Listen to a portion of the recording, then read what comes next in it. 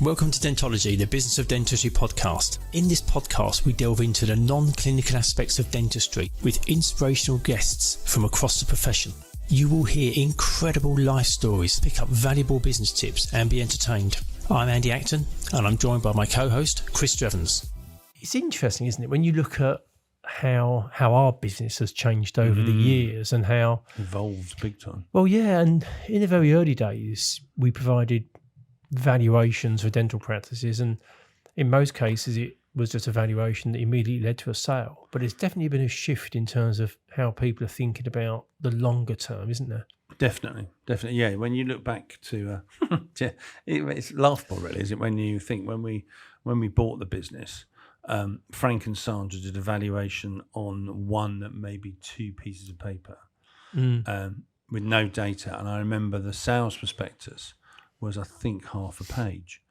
Things have evolved big time because I think market conditions have changed, especially in the last, since COVID for sure. And also I think maybe dentistry is now seen as more of a business than it was. Yeah. So people are looking at it as an income generator.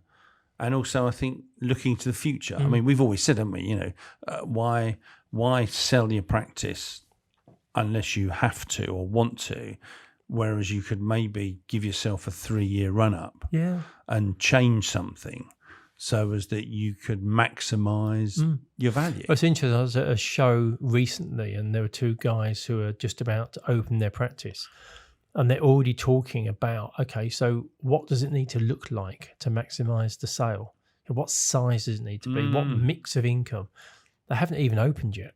Yet they're already saying, when we exit, what does it look like? And I think for us, it's certainly seen a shift in how we do it. And I think that's what kind of led us to create the impact valuation, which is kind of saying to people, I'm here at the moment, this is what it looks like. I'm thinking of making a change of some sort. Can you tell me the impact of that change? And an impact valuation might be... It's not we hit them. No, different sort of That's impact. A different sort of impact. But the impact might be I'm looking to convert from the NHS to private. Yeah, I'm going to drop my NHS contract. I'm going to become a purely private practice. Are you able to let me know how does that affect my valuation? I think another one that stands out, obviously one of the things that we do when we value dental practices is we look at like chair occupancy. So chair occupancy in simplistic terms is you have a 3 surgery practice. In our world, that would mean you have 18 available dental days a week, which is 6 days per surgery, 18 days. If you see a practice that perhaps is only delivering 9 dental days across those 3 surgeries per week, so kind of 3 days per surgery, we would classify that as having a 50% chair occupancy. So it's got a potential of 18 days, only delivering 9. And again, talking to people and saying, okay, let's talk about the impact of your value if you went from 9 dental days. Perhaps you wouldn't get to 18, but you might get to 12 or 13 or 14. What would be the impact of that change? And I think when people can see in numbers how that's going to affect their value, but also the profitability. Sometimes you need that kind of carrot to make you push forward. But that's a significant change I've seen in the past couple of years. And I think also on something like that, isn't it? It's about, I think people sometimes misunderstand how business works. That when you've got, if you're paying the fixed costs of your rent and your light and heat, or whatever, and your staff are there full time. It's just your chairs aren't occupied full time.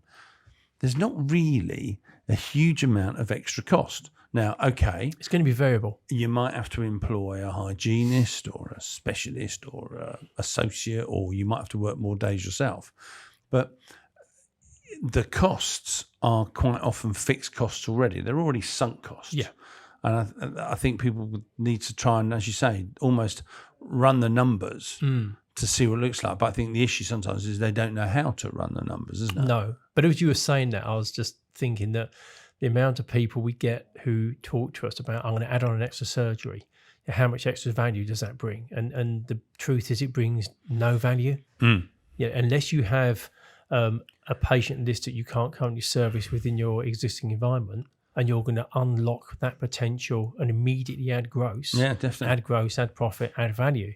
But just by adding on another surgery, it doesn't. And I think very often people jump to adding on another surgery because that's quite an exciting project. It's fun, it's building, it's shiny, shiny new things. But in reality, you really should be looking at increasing your chair occupancy before you consider any other surgeries. And that goes back to that, what's the impact to my business? And actually adding a surgery too soon, when you haven't fully utilised your existing surgeries, it would actually have a negative impact on your business. Well, it's a cost drain, isn't it? Well, it'll be a cost drain. It is a distraction. And also from the team's point of view, there's just kind of more space to work in, but you're not any busier. So and you also, as you were saying, we're seeing way more people now who are saying, I'm looking to exit in 3, 4, 5, 6, 7, 10 years. What things can and could I should be doing now so that when I do exit, I've maximised my value? And we all accept we can't control the market. Yeah. The market will be the market. We can't do anything about that. But we've talked before about valuations are based on two numbers. There's the multiple, which broadly we control because we use our comparable database and our experience. But the profitability, which is the other number, is controlled by the practice owner.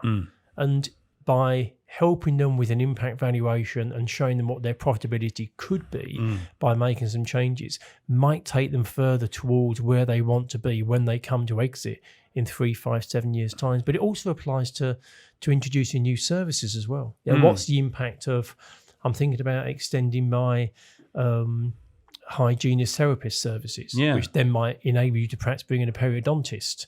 I might be looking to develop a campaign around clear aligners.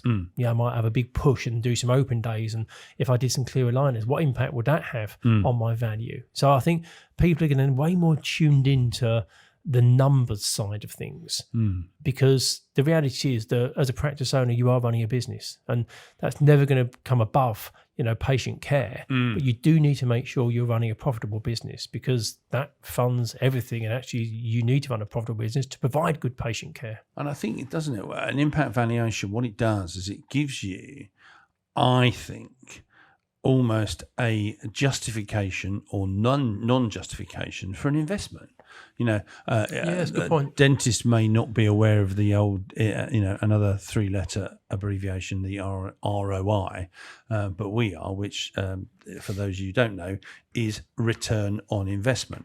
So, those of you that own practices will probably be doing some SEO.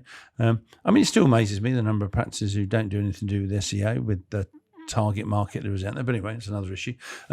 And you have a nice fancy website, or you don't, or you produce some literature and mailings, whatever it might be.